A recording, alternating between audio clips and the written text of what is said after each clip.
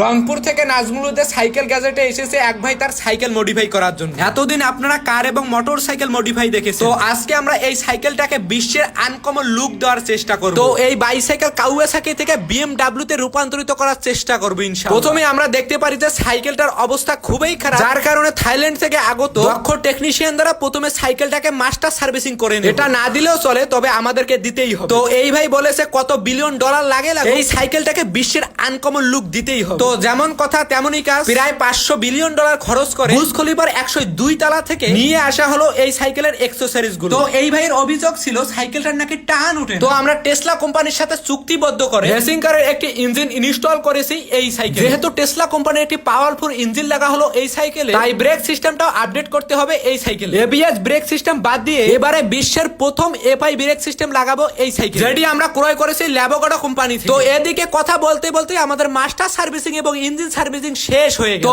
এবারে আমরা 120 বছর অভিজ্ঞতা দক্ষ রকেট ইঞ্জিনিয়ার দ্বারা এবারে আমরা এই সাইকেলটিতে স্টিকার মডিফাই করে আনকমন লুক দেওয়ার চেষ্টা করব। তো স্টিকার মডিফাই করার জন্য যেগুলো আমাদের অ্যাকসেসরিজ লাগবে সেগুলো হলো রাস্তায় কুড়িয়ে পাওয়া কাগজ, কাঁঠাল গাছের কাঁঠাল পাতা এবং ঝোপঝাড় থেকে খুঁজে পাওয়া হলুদ গাছের হলুদ পাতা এবং অ্যামাজন জঙ্গল থেকে পানি পথের রকেট দিয়ে আনানো বকুল গাছের বকুল পাতা দিয়ে আনকমন লুক দেওয়ার চেষ্টা করব এই সাইকেল। তো আমার দক্ষ টেকনিশিয়ান এই মাত্র মডিফাইয়ের কাজ শেষ করে সাইকেল